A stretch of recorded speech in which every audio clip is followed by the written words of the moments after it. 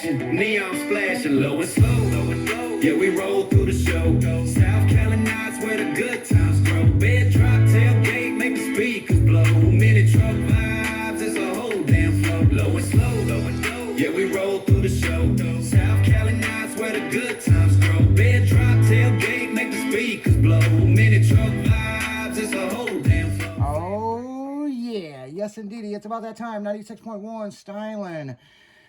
It's Tailgate Tuesday, people. It is Nacho Tuesday, but it could be Taco Tuesday. But we've got the ultimate taco eater in the house. The guy that got me to eat Mexican food every time we went to a damn show. And I learned a little bit of Spanish. Ralph Randall is back on the show. The creator, the godfather of USAC is here. And Steve-O, Kansas City Steve, is going to be joining us too, along with Will the Thrill. What's up, guys? What's going on? Yeah, ¿qué pasó, vato? How you doing? You like that Mexican food, huh? Oh, yeah. Órale, gato. Yeah. Órale, vato. Oh, need some more hot sauce. Hey, yeah. Oh, man, it's going to be one of them nights, huh? Yeah, it's gonna be one of them nights, man. So yeah, Ralph actually, me and Steve-O was talking about this on the afternoon show one day, and Ralph is the one who taught both of us how to really do announcing at the shows. And it's interesting now that Steve-O's with us and doing shows with us.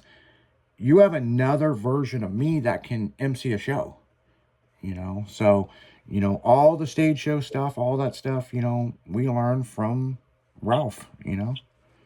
Yeah, you know what's amazing though? Now that you mention it, I just bought me. Remember, we used to broadcast a lot of the shows on Outlaw FM radio. Yep, well, I just bought me a big FM transmitter. I'm putting up there to be able to broadcast all over the ranch for our episode. Yeah. I'll be having a little bit of fun. You guys need to come on out when we're having something big going on. I'll put you on the air. That works. Yeah, we definitely need to. Yeah, because nowadays you're down in Tennessee running a big ranch and a resort, and you know, you've kind of retired from the car audio industry, and you know, out there just living life and doing what you want to do. You know. You know, I'm having a good time at it too. I mean, I'm still doing some promoting. I promote my ranch, and we have some events, and looking at doing a couple concerts and different things. But I don't have to be on the road all the time. You know, I don't have to be gone every night, staying in hotels. And not that we didn't have a lot of fun. We had a lot of fun, and we're going to talk about that tonight, man. A lot of fun.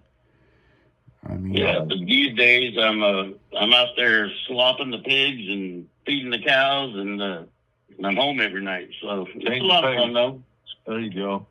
Yeah. Yeah, there's stories from the road that you guys will hear tonight that you guys will be like, damn. You know? Stories from the road we still can't legally talk about. Yeah, there's stuff that allegedly happened in Mexico, okay? Supposedly happened, yeah. A story one time about this guy in this place, yeah. Yeah. Yeah, on that snap racing on. Oh, man. Yeah. It's been changed to protect the innocent. Right. And what's interesting about tonight's show, there's stories that me and Ralph have, and there's stories that Steve-O and Ralph have, because we were on separate tours. And sometimes Ralph was with us, and sometimes Ralph was with Steve-O, you know? Right. So. Oh, yeah. The one time he bought me a cup of coffee so strong I could give people fucking x-rays just by staring at them real hard. Nice. Yeah. Oh, yeah, it was fun. That was fun.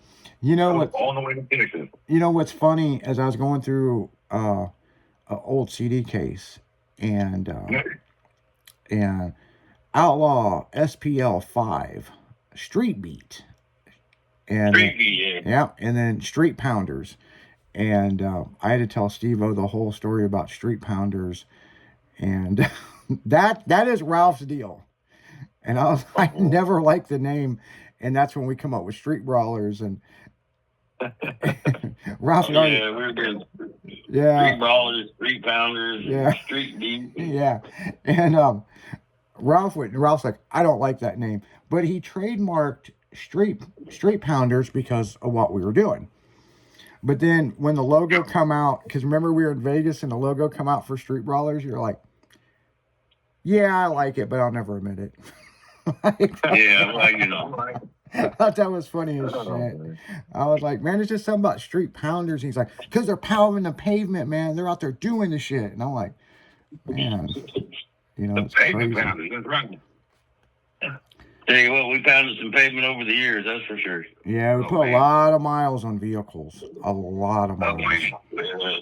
Oh yeah, doing these shows, and I was in Lufkin, Texas, and we were doing a show over there. And this old boy come up with his van, and you know it didn't sound that loud. I mean, it really didn't. And I'm like, what in the world? But it's reading great on the meter. Right. And a couple minutes later, the cops show up and said, "Hey, we got a noise complaint." I said, "Noise complaint for what? We're not making that much noise." And he said, "Well, this lady lives 3.5 miles from here. You knocked her shelves off, your kisses off the shelf." Which, And come to find out, this van was tuned at about 16, 17 hertz. You couldn't hardly shit. hear it, but it was not. I felt bad for the lady. It was knocking stuff off the walls down the road. So No. yeah, and there was a lot of that, man, with SPL stuff. I mean, oh yeah, you know, there was events that, see, I did more of the big car and truck show events, and Steve-O did like a lot of the, you know, street pounder parking lot events. And boy, I would hear stories from you guys, you know, and other directors, you know, and you know, the one was the whole neighborhood that threw the fit. And Ralph, you probably remember this. They were 4 miles away, and they could hear it. Wow. Oh, I'll tell you what. There's a pillar in Bartle Hall that's still cracked. Oh yeah, Absolutely. It's still there. I remember It's that. still there. We cracked the building. Yep. Apparently, it's a sonic point or something in the building. They told us about it after it happened, but yeah, it got so loud in there, it cracked the concrete. Yeah, It was nice. because we thought it was from the lowriders, but it wasn't. It was from the audio. Yeah, it was from all the bass. You What's know, it, you ever seen those videos where the wind hits a certain frequency and all of a sudden these bridges start swinging and doing crazy stuff? Yeah. Yeah. It's the same thing. We hit the building's resonant frequency with all the SPL and it cracked it. Wow. And the building. Right. Yeah. And that was right after the brand new, fresh 1 million square foot expansion that they just gave it for, you know, $500 million. Oh, yeah. It was right. Yep. It was right after they just done all that, too. Yeah. Yeah, But they let us come back. For the longest time, we were the second largest revenue producing event in Kansas City. What was the highest number one? was the Walmart convention or something. Oh, really? Yeah. They had more people. Yeah. Yep. That was it. I remember at Bertle Hall there was this beautiful girl. Just one? No, well, hold on, and you'll remember who it is. And she was Bertle Hall's person that's who Ralph had to answer to, right? And none of us was allowed to talk to her because she's the kind of person she talks to Ralph only. But I remember who you're talking about. yeah, me and her got flirting. And fucking, we walked away, and I was like, "Hey, hit me up later." And Ralph's like, "You're gonna fucking get us kicked out of here next year. Leave her the fuck alone." You should have seen the look on her face when I told her that I didn't take checks. I wanted cash at the end of the show. Yeah. She said, "You're crazy." She come in there, rolling in there with this money and all these security guards, and she said, "Where are you going to put it?" And I said, "In a suitcase." I'll put it in a suitcase. What? Where's you got security? I said, "I don't need security. I got these guys. Don't worry about it." Right. I'm good. She's like, "Oh, we can put it in the safe for you till morning." I said, "No. But They go on any market on goodbye. Right. yeah, you got to try counting that kind of. I mean, because it was all the gate money and all the stuff that come in, and we're sitting there counting. She's like, "There's $20 in ones," and by the time you get up $300,000, $400,000, $500,000, it's like, holy moly! It'd take about 3-4 hours just to count out of there. Right. Yeah. Keep going. It's all good. You count 20 at a time. You're fine. Yeah. And you know, the yeah. big I mean, I'll thing is, take pennies. I don't care. $1 million in pennies and 16 dump trucks. Yep. I figured out how many pennies it was and how much they weigh. And if they drop 16 dump trucks of pennies in my yard, I got no problem with that. Right. It's $1 million either way you count it. I guess they don't have pennies no more, right? They got rid no, of they pennies, discontinued yeah. pennies, man. They're having a big issue about that. They don't know what to do.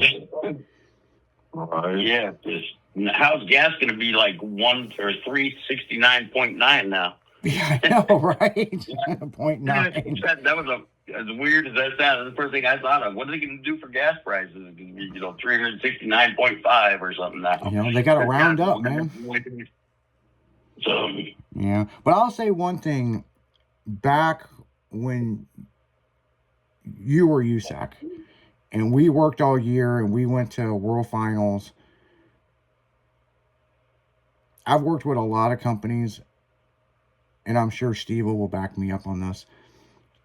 After World Finals, the way we were treated was awesome. Everybody had bonuses. Everybody went on vacation. You really took care of everybody. You really did. Yeah. And we tried. I know we had a couple of cruises. We took everybody on company cruises and gave away stuff. And we tried to. I mean, we couldn't have done it. I mean, I worked a lot. I worked every day of the week. God knows how many hours and traveled the country.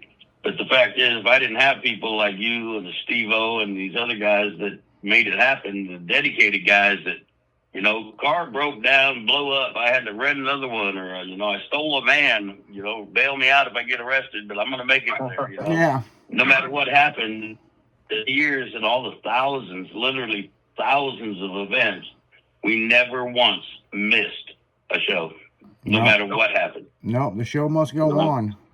Yeah. Oh, yeah. I remember sending tow trucks to tow a van 800 miles to get to the show.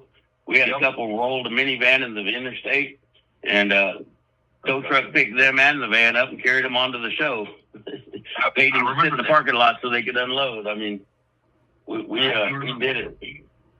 I'm not going to mention having to bail a couple times, but never had to bail me out. I'll tell you that. I got kidnapped and was in California, and I was straight up told you better get back here by noon. I know how far you are. I don't know how he got back by noon too. I don't know how he did it. It was like 5 hours to LA from where we were, but he was there by noon. I woke up and I'm like, where in the fuck am I? And next thing I know, I'm in California, and Ralph had blew my phone up for hours. He was pissed.